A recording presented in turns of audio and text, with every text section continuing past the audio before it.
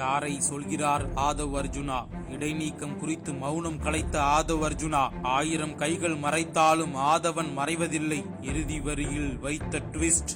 எல்லோருக்குமான தலைவர் அம்பேத்கர் என்ற தொகுப்பு நூலை வெளியிட்ட நிகழ்ச்சியில் தாவேகா தலைவர் விஜய் முன்னிலையில் விசிக துணை பொதுச் செயலாளர் ஆதவ் அர்ஜுனா 2026 மன்னராட்சியை ஒழிக்க வேண்டும் என்று பேசியது பெரும் அரசியல் பரபரப்பை கிளப்பியது. அதைத் தொடர்ந்து விசிகாவில் இருந்து 6 மாத காலத்துக்கு ஆதவ் அர்ஜுனா இடைக்காலம் நீக்கம் செய்யப்பட்டார். ஆதவ் அர்ஜுன் அவர்களுடைய குற்றச்சாட்டுகள் எந்த அளவுக்கு முகாந்திரமானவை என்பதை உறுதிப்படுத்தி நேற்று பொதுச் செயலாளர் உள்ளிட்ட முன்னணி தோழர்களோடு கலந்து பேசியிருக்கிறோம். அது தொடர்பான முடிவை விரைவில் அறிவிப்போம். இந்த நிலையில் ஆதவ் அர்ஜுனா இதற்கு விளக்கமளித்து அறிக்கை வெளியிட்டிருக்கிறார். அந்த அறிக்கையில் 1000 கைகள் மறைத்தாலும் அதிகாரத்தை அடைவோம் என்று எழுச்சி தமிழர் எந்த முழக்கத்தோடு இந்த கட்சியை கட்டமைத்தாரோ அந்த அதிகாரத்தை ஒடுக்கப்பட்ட மக்கள் அடைய வேண்டும் என்ற உயர்ந்த நோக்குடனே விடுதலை சிறுத்தைகள் கட்சியுடன் எனது பயணத்தை கடந்த ஜனவரி மாதம் ஆரம்பித்தேன். எனக்கு அளிக்கப்பட்ட பொறுப்பினை உணர்ந்து கொள்கை உறுதிப்பாட்டுடன் கட்சியை அடுத்த கட்டத்திற்கு வளர்த்தெடுக்கும் பணியினையே நான் முழுமையாக மேற்கொண்டேன்.